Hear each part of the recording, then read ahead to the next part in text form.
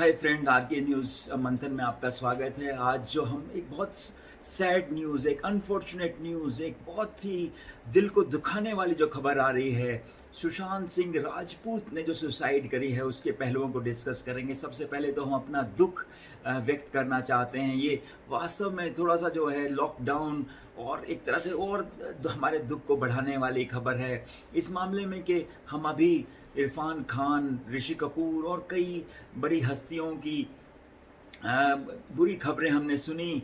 और अब ये और दिल को दहलाने वाली है कि जो 34 वर्ष की उम्र में ही सुशांत सिंह राजपूत ने किसी शायद साइकोलॉजिकल इश्यू के कारण सुसाइड करी है।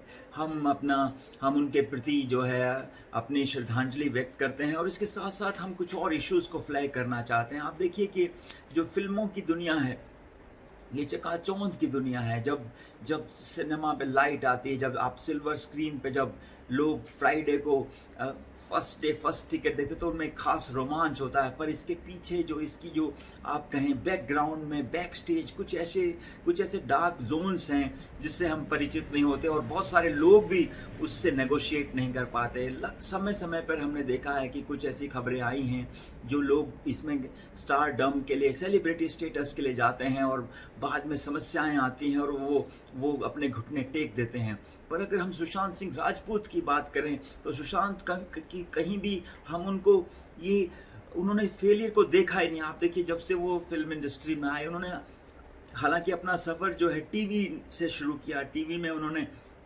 स्टार टीवी में 2008 में किस देश में है मेरा दिल, और उसके बाद जी न्यूज़ में पवित्र रिश्ता जो उनका बहुत बड़ा सक्सेस रहा। उसके बाद आप देखिए लगातार वो सफलता की सीढ़ियाँ चढ़ते गए।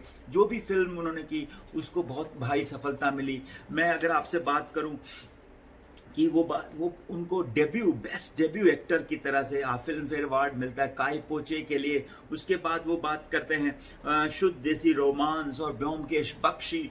और मुझे लगता है कि जो उनकी फिल्म जो आप कहते हैं कि मैग्नम ओपस जो है, वो आप कहें MS Dhoni the untold story. इसके बाद तो मुझे लगता है कि जो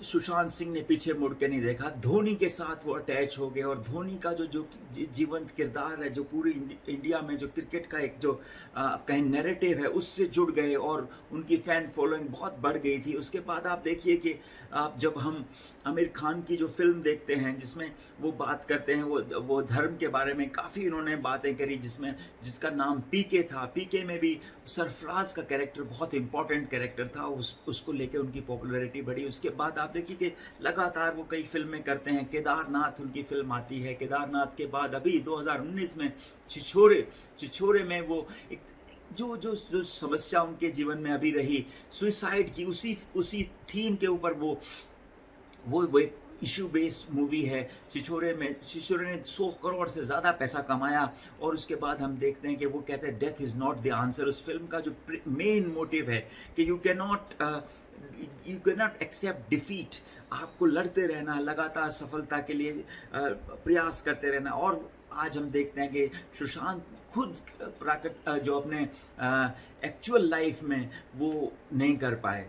तो ये एक जिसको हम कहते हैं कि जो reality is stranger then fiction, ये भी बात थोड़ा सा साबित होती है। और मैं आपको थोड़ा सा इस बारे में बात बताना चाहूँगा कि जो सुसाइड के कई पहलू हैं। हम सबसे पहले बात करेंगे इंडस्ट्री में सुसाइड का जो एक चलन रहा है। आप देखिए अगर हम पीछे जाएं, जो बॉलीवुड ग्रेट जिसको आप कहते थे शुरू में, गुरुदत्त के समय से ही गुरुदत्त ने भी सुसाइड किया। उसके बाद हम लगातार एक श्रृंखला देखते हैं, एक सीरीज़ देखते हैं जिसमें लोगों ने आके कहीं ना कहीं इस चकाचौंध की दुनिया के जो डार्क एरियाज़ हैं उनको एक्सपोज किया है। इसमें हम जिया खान को देखते हैं, इसमें हम दिव्या भारती को देखते हैं, इसमें हम प्रत्युष बनर्जी को देखते हैं और कई ऐसे नाम आते हैं जो समय समय पर आके हमें कहते हैं कि ये जो इशू है आपको ये भी बात ध्यान रखना चाहिए कि दिव्या भारती, जिया खान, सुशांत सिंह राजपूत और अभी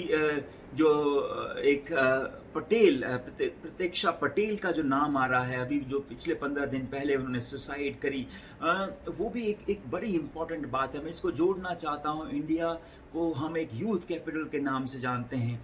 इंडिया को आप देखिए कि जो दुनिया ये कह रही है कि जो पूरी दुनिया में इंडिया को एक पोटेंशियल, एक काइनेटिक कंट्री की तरह से देखते हैं। हमारे पास जो 60% से ज़्यादा जो है, 60% से ज़्यादा जनसंख्या वाले लोग हैं, वो 40 की एज से कम हैं। और अगर आज हम एक डेमोग्राफिक डिविडेंड की बात करते हैं ये, पर जब हम इनकी एज ग्रुप्स और एक सुसाइड रेट को देखते हैं तो ये बहुत हमारे लिए कंसर्न हो जाता है कि हम किस दिशा में जा रहे हैं। हमें ये देखना पड़ेगा कि ये अगर हम सुसाइड के लार्जर क्वेश्चन को स्टडी करते हैं, कितनी हमारे देश में सुसाइड होती हैं, तो ये और भी खतरनाक हो जाता है। जब सुशांत सिंह की जो एक सैड न्यूज़ है, इसको हम लार्जर कॉन्टेक्स्ट में जाते हैं तो देखिए कि इंडिया को जो है यूथ कैपिटल में, जो कि हम कहीं किसी डेमोग्राफिक डिजास्टर की तरफ तो नहीं बढ़ रहे हैं।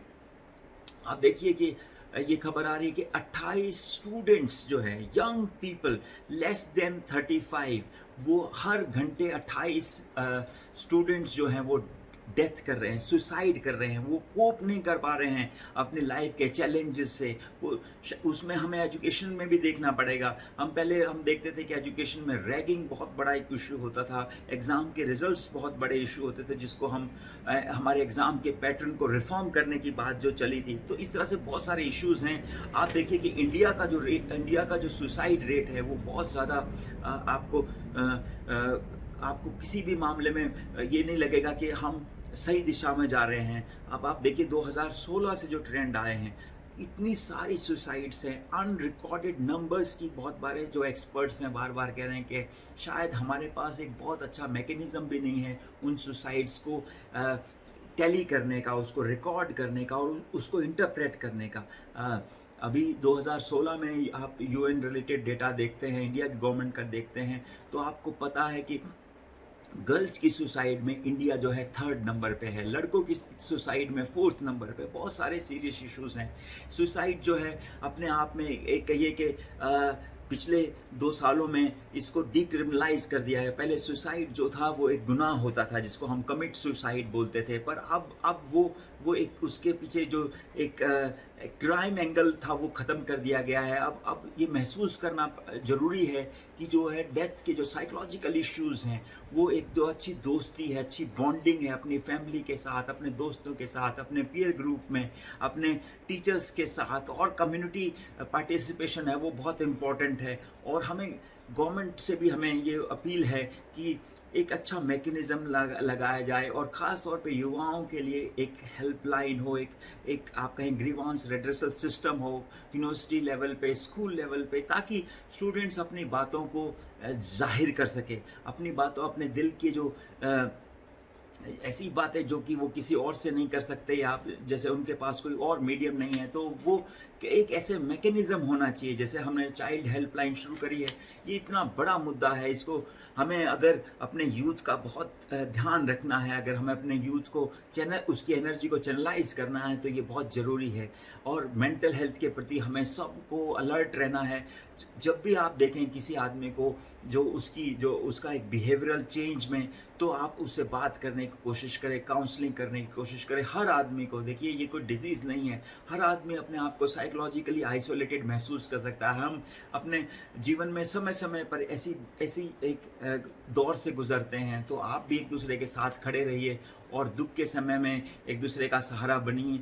और मुझे लगता है कि हम एक सेंसिटिविटी के साथ, सेंसिबिलिटी के साथ इस प्रॉब्लम से निजात पा सकते हैं, ओवरकम कर सकते हैं। आज के कार्यक्रम में हमसे जुड़ने के लिए आपका बहुत बहुत धन्यवाद।